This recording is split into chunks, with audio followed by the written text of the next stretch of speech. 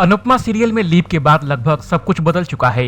कहानी भी पूरी तरह बदल चुकी है। अब अनुपमा अपनी बेटी आद्या की तलाश में घूम रही है, जो डिम्पी की मौत के बाद पुलिस से बचने के लिए घर से भाग गई थी।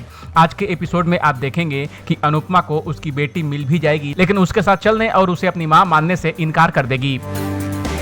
आद्या को गलतफहमी हुई है कि उसकी मां उसे जेल भिजवाना चाहती है, इसलिए डिम्पी की मौत के बाद वो घर से भाग गई और द्वारिका में आकर रहने लगी। आद्या ने अपना नाम बदलकर राही रख लिया है और वह यहाँ बुजुर्ग की अनाथ आश्रम चलाने में मदद करती है।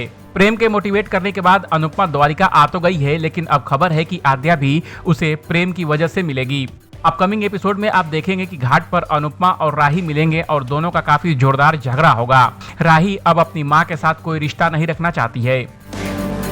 रूपाली गांगुली स्टारर इस सीरियल में आप देखेंगे कि अनुपमा और आद्या के बीच बहसबाजी होगी और प्रेम यह सोचकर खुश होगा कि कम से कम दोनों का रिश्ता तो सामने आ गया। वह यह सोचकर खुश है कि कम से कम अनुपमा को यह बात पता चली कि उसकी बेटी द्वारिका में ही है। प्रेम यह सब देखकर इमोशनल हो जाएगा कि आद्या अपनी जिंदा मां का अंतिम संस्कार और विसर्जन कर रही है। प्रेम गुस्से में आद्या के सामने आएगा, लेकिन वो कहेगी कि उसे बीच में बोलने का कोई हक नहीं है, क्योंकि यह उसकी और उसकी मां के बीच का मामला है। यह सीक्वेंस फैंस को काफी एंटरटेन करने वाला है। इस अपडेट पर आपका क्या कहना है, कमेंट कर हमें जरूर बताएं। बॉलीवुड और एंटरटेनमेंट की खबरों के लिए देखते रहिए एबीपी एंटरटेनमेंट।